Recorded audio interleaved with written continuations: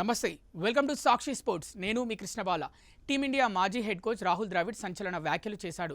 ప్రస్తుత head coach Gautam Gambhir ఆలోచన విధానానికి తాను వ్యతిరేకమని చెప్పకనే చెప్పాడు.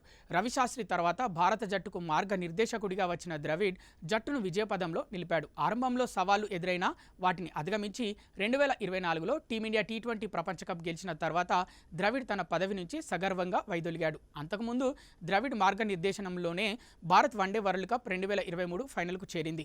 ఇక ద్రవిడ్ నిష్క్రమణ తర్వాత గంభీర్ హెడ్ కోచ్గా బాధ్యతలు చేపట్టాడు.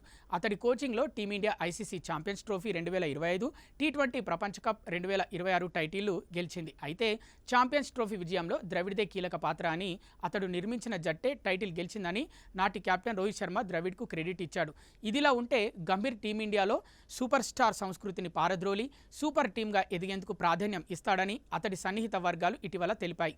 టెస్టు ఫార్మాట్ నుంచి దిగ్గజాలు సూపర్ స్టార్ బ్యాటర్లు విరాట్ కోహ్లీ, రోహిత్ శర్మ వారం వ్యవధిలోనే వైదొలగడంతో గంభీర్తో విభేదాలే కారణమనే వార్తలు వచ్చాయి.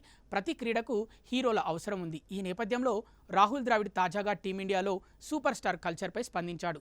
స్కూప్ పాడ్కాస్ట్లో మాట్లాడుతూ ప్రతి క్రీడకు హీరోల అవసరం ఉంది. తమ ప్రదర్శనల ద్వారానే ప్లేయర్లు హీరోలుగా ఎదుగుతారు.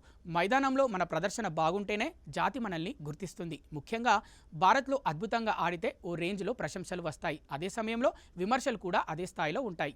అందరి దృష్టి ఆటగాళ్ల మీదే ఉంటుంది. మన ప్రదర్శనలను ప్రజలు క్షుణ్ణంగా గమనిస్తారు. కాబట్టి ఈ దేశంలో ఎంతో గొప్పగా ఆడితే తప్ప సూపర్ స్టార్ లేదంటే దిగ్గజ ప్లేయర్ అనే హోదా రాదు.